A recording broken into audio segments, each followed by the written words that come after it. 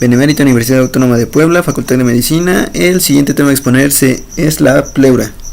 Mi nombre es Raimundo Rea Maldonado y comencemos.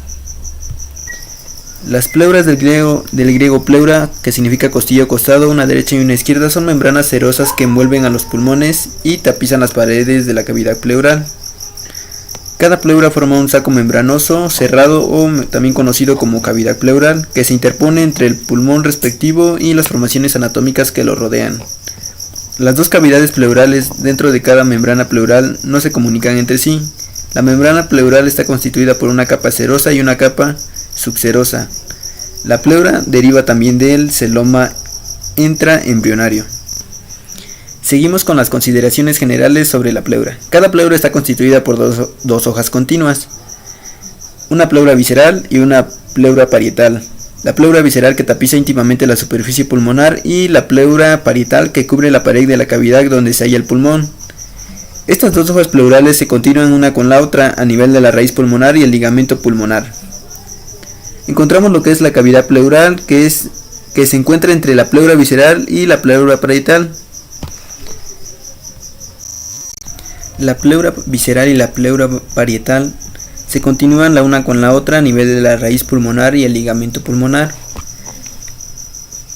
La cavidad pleural la encontramos entre la pleura visceral y la pleura parietal.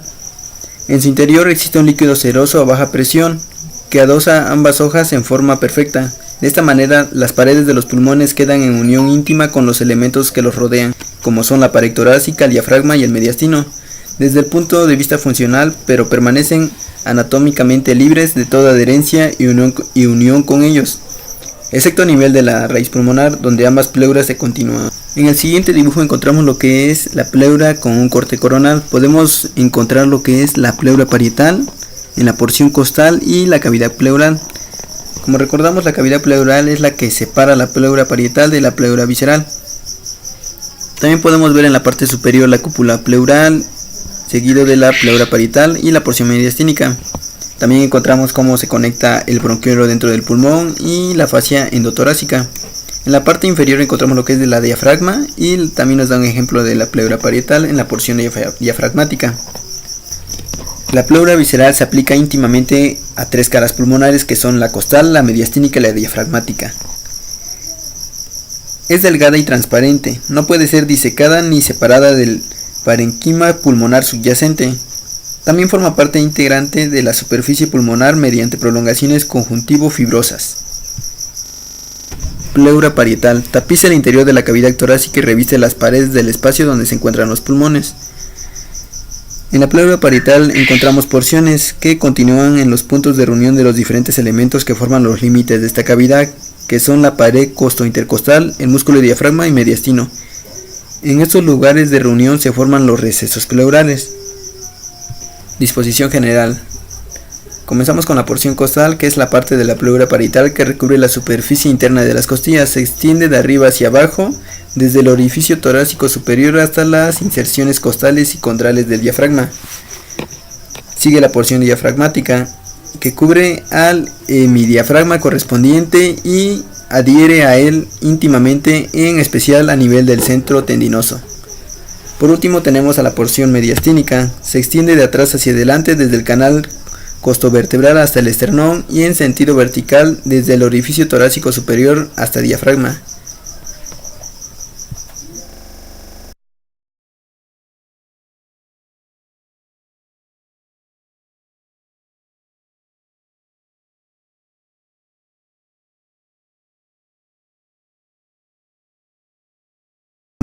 Costomediastínico, vertebromediastínico y frénico-mediastínico. El receso costodiafragmático se trata de una hendidura pleural entre la pared torácica y el diafragma. El receso está bastante abierto delante y se hace cada vez más profundo en sentido lateral y posterior. Está aplicado sobre las inserciones costales del diafragma. La sobrepasa por detrás del ligamento acuatolateral y puede exceder el borde inferior de la 12ª costilla. Enseguida tenemos el costomediastínico. Este receso es anterior, retroesternal, agudo y se extiende por arriba de la primera articulación condroesternal hacia el séptimo cartílago costal. A la izquierda hacia abajo se aparta en la línea media, pues es rechazado por el corazón y el pericardio. Receso vértebro-mediastínico. Es un receso redondeado ubicado en la zona posterior de la porción mediastínica de la pleura parietal.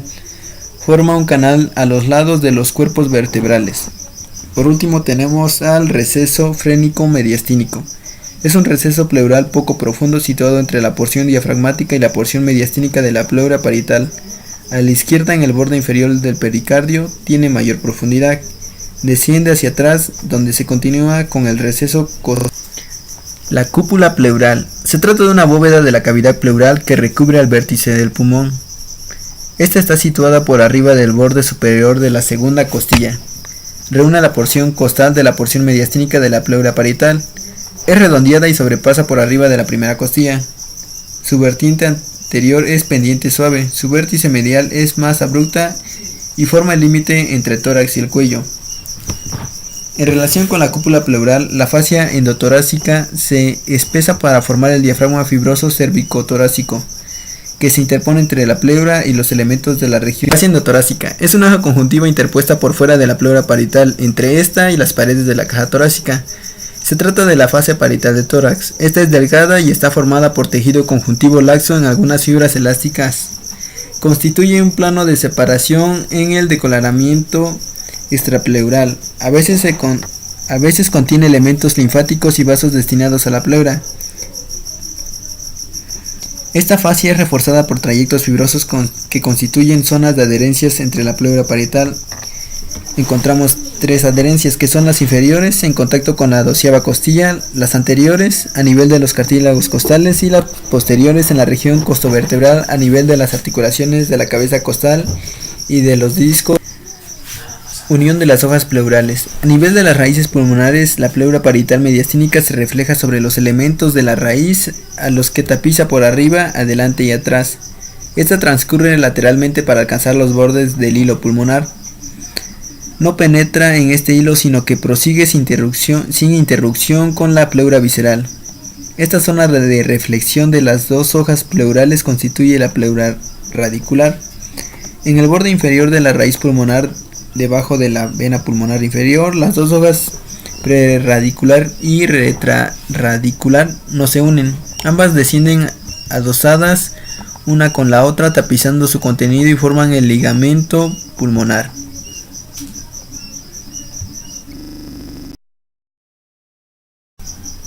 Cavidad pleural. La cavidad pleural es un espacio potencial en estado normal, pero este puede aumentar su volumen cuando es ocupada por líquidos o por gases. En condiciones normales, esta cavidad pleural puede contener aproximadamente 10 mililitros de líquido pleural, originado en microvillosidades situadas en ambas hojas pleurales, que son la pleura parietal y la pleura visceral, como recordamos, que forma una fina capa de 50 micrones de espesor.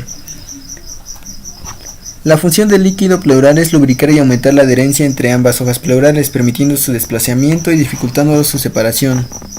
En condiciones normales, las pleuras producen 100 mililitros de líquido por día y tienen la capacidad de absorber 300 mililitros en el mismo lapso de tiempo.